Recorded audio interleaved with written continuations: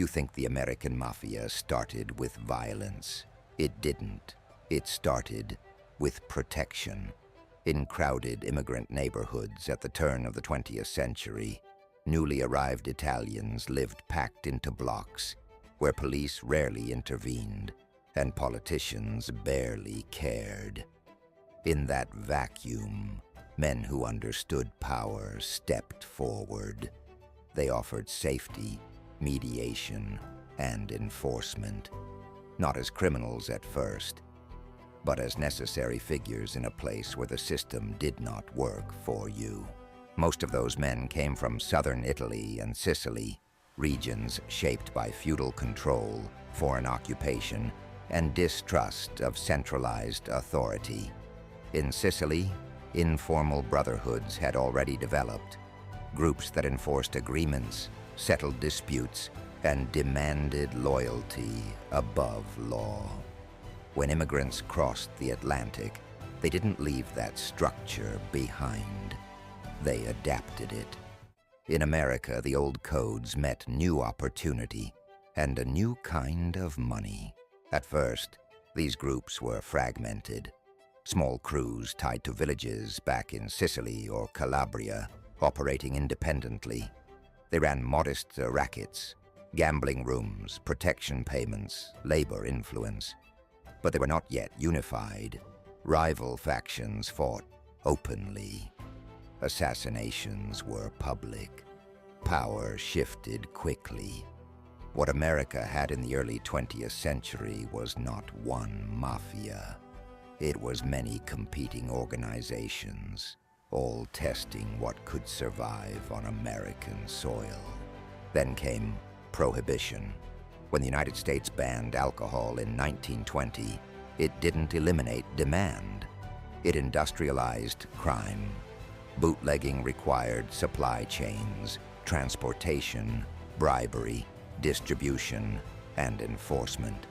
Small neighborhood crews were forced to scale up or get crushed. Violence intensified. Alliances formed.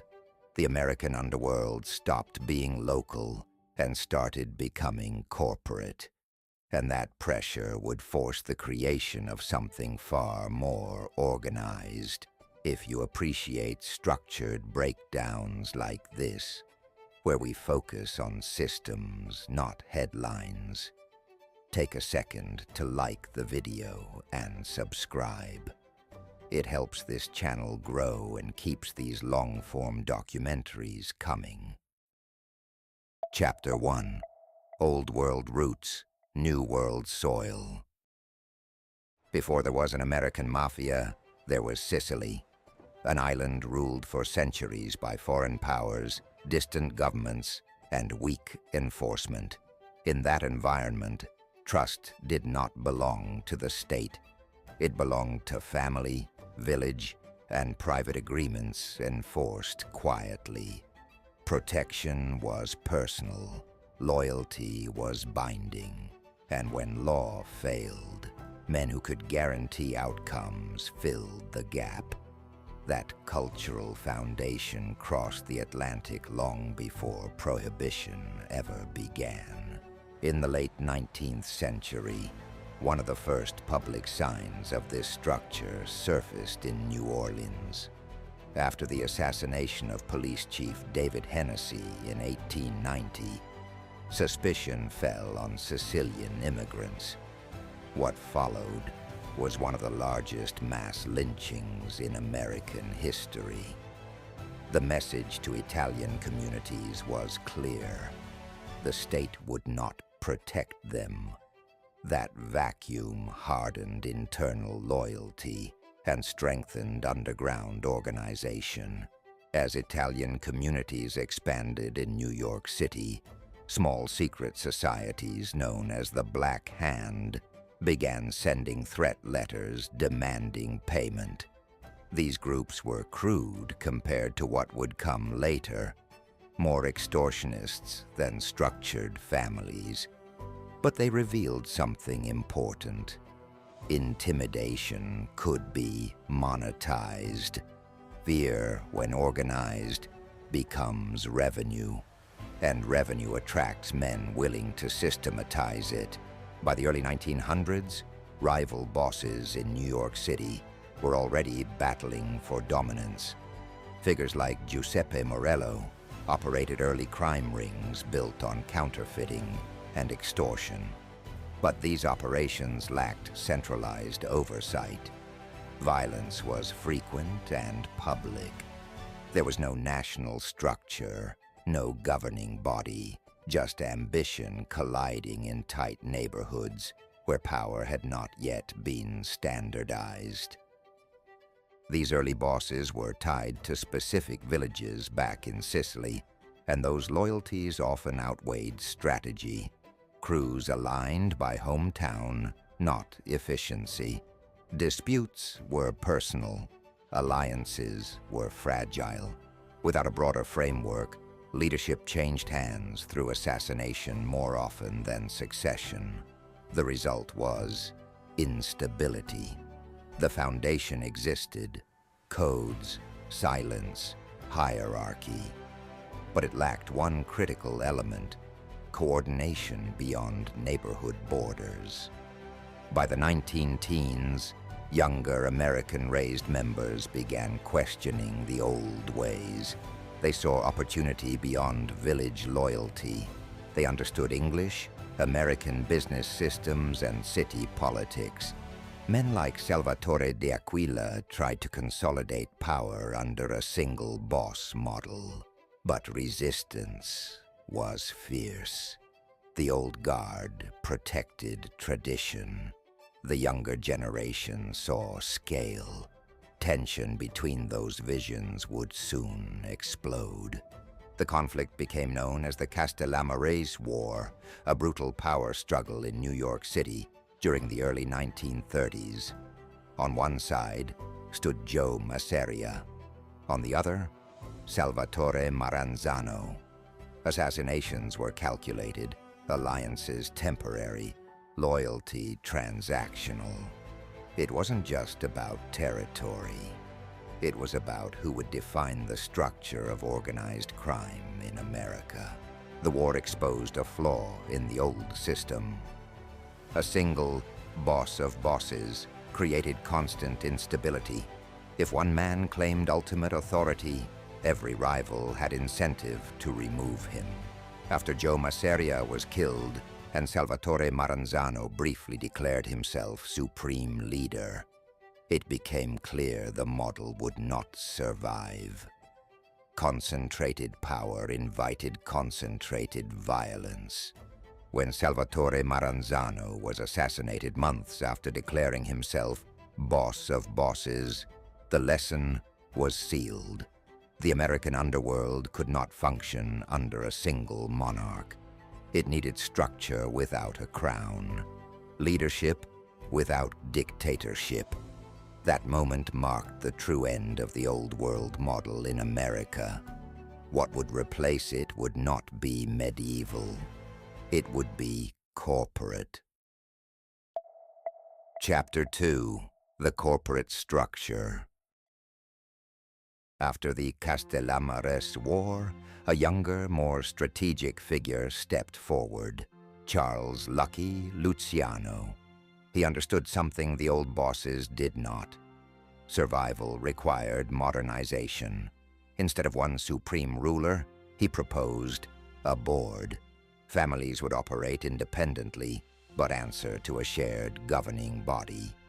It wasn't about ego anymore.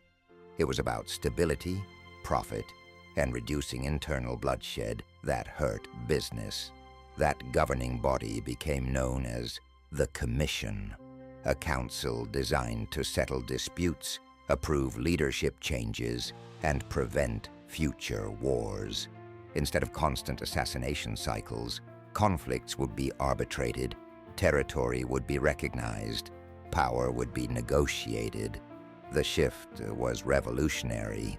Organized crime in America stopped acting like feuding villages and started operating like a federation of structured enterprises.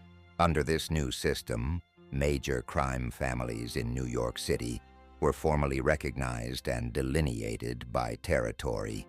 What would later be known as the Five Families emerged as stable institutions rather than temporary crews. Leadership titles: boss, underboss, consigliere, captain, were standardized. Clear chains of command reduced chaos. Authority became procedural instead of purely personal. The hierarchy served a strategic purpose. The boss set direction. The underboss enforced discipline. The consigliere advised and mediated. Captains managed crews. Soldiers executed orders. Associates orbited the structure without formal induction. This layered system created insulation. If law enforcement penetrated one level, higher leadership remained buffered. The design was deliberate. Distance from risk preserved longevity at the top. Prohibition accelerated everything. Bootlegging required logistics, supply from Canada, warehouses, trucks, distribution networks, political protection. Violence still existed, but efficiency began to outweigh impulse. Partnerships expanded beyond ethnicity. Jewish and Irish syndicates collaborated where profit aligned. The American Mafia became less insular and more pragmatic. Money, not heritage, determined alliances, and that shift multiplied revenue across cities. With alcohol flowing illegally across the country, corruption became institutional. Police officers were bribed. Politicians were funded. Judges were influenced. Organized crime no longer hid in alleyways. It embedded itself in city systems. The genius of the new structure was subtlety.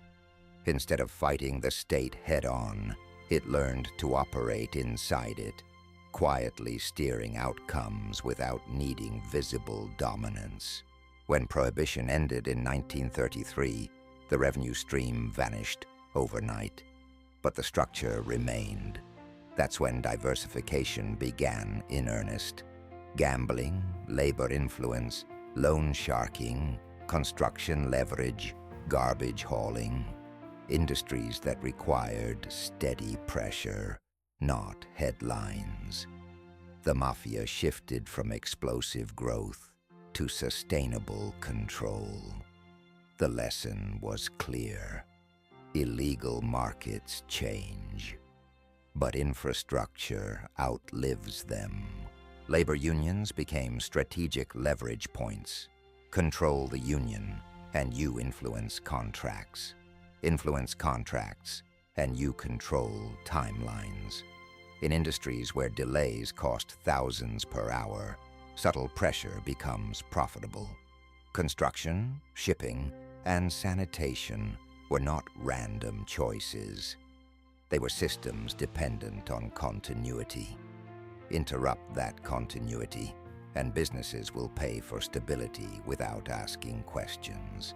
As profits stabilized, the Mafia became less visible, but more entrenched. Meetings moved from street corners to back rooms. Records were never written. Communication stayed layered. Violence, when used, was selective. A reminder, not a spectacle. The organization matured into something quieter and more durable. Power no longer needed to be displayed constantly. It only needed to be understood. By the mid-20th century, the American Mafia had transformed from scattered immigrant crews into a structured national network.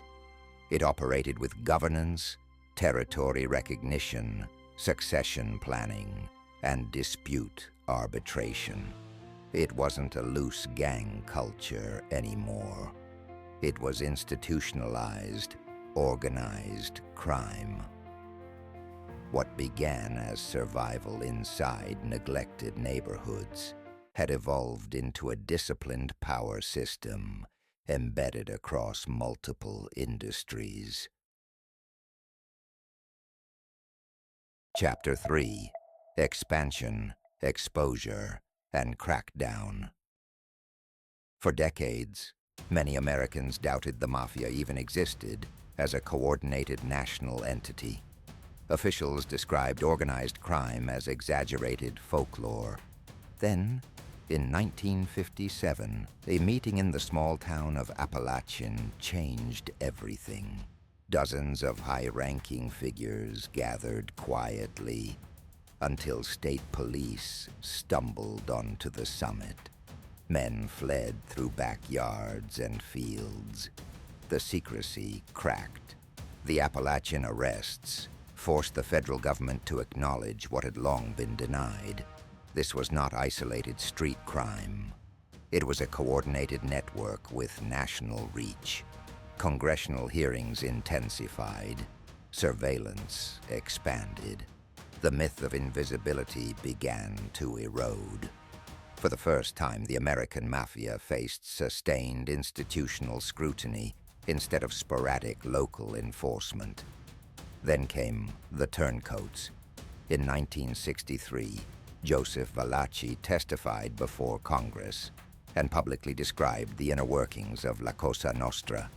He confirmed the oath, the hierarchy, the commission, the rules. What had operated in shadows was now detailed on national television. The code of silence, omerta, was no longer impenetrable. In the decades that followed, federal strategy shifted from chasing individual crimes to dismantling leadership. The Racketeer-Influenced and Corrupt Organizations Act, RICO, allowed prosecutors to charge entire hierarchies instead of isolated offenses. Suddenly, bosses could be held responsible for crimes they never personally committed. The insulation that once protected the top became a liability. Long prison sentences created new pressure. Loyalty weakened under decades behind bars. Some leaders maintained silence. Others cooperated. Informants provided maps of operations, financial flows, and internal structure. Wiretaps replaced rumor. Surveillance replaced guesswork. The federal government adopted patience, building cases over years instead of reacting to single incidents.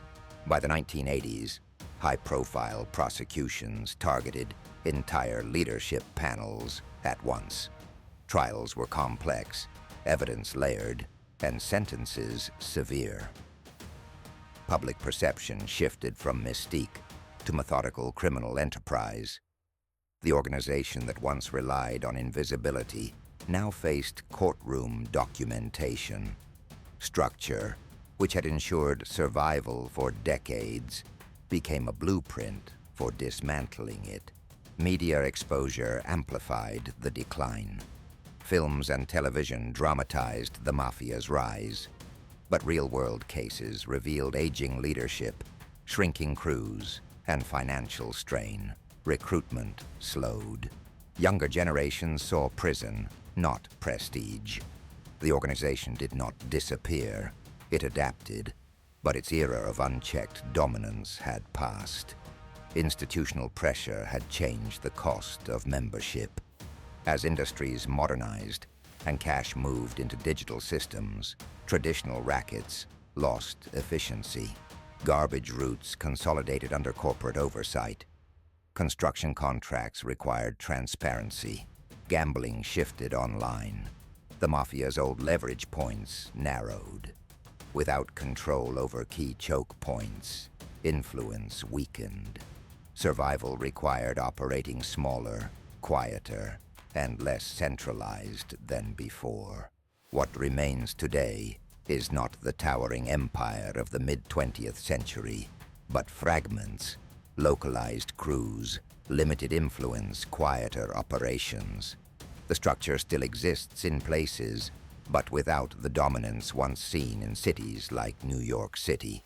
Organized crime persists, yet it competes with global networks, cybercrime, and decentralized criminal markets. The American Mafia was not created by myth or sudden violence. It was shaped by immigration, economic exclusion, opportunity, and adaptation. It built governance where trust was scarce.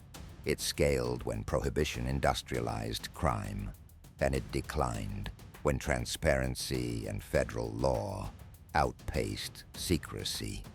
What began as parallel protection evolved into corporate crime, and eventually into a cautionary blueprint of organized power. The creation of the American Mafia was not accidental. It followed pressure. Communities without protection created their own systems. Competition forced structure. Structure created stability, and stability produced profit. What started as localized enforcement became a coordinated enterprise because the environment demanded organization. Remove oversight long enough, and parallel authority will always emerge. But the story is not about glamour. It is about incentives. When legal systems exclude, underground systems form. When enforcement is weak, alternative governance fills the gap. The Mafia thrived not because it was mystical, but because it understood leverage. It recognized where pressure points existed inside American industry and quietly learned how to control them. Every organized structure, legal or illegal, relies on the same fundamentals: hierarchy, insulation, revenue streams, and dispute resolution. The American Mafia refined those mechanics in the shadows. For decades, it survived because it balanced violence with restraint and ambition with discipline. Once that balance tipped under federal pressure, the system weakened. Power built in secrecy always carries a flaw. Once exposed, it cannot return to myth. Congressional hearings, televised testimony, and federal prosecutions transformed organized crime from whispered legend into documented enterprise. The structure that once thrived on invisibility became traceable.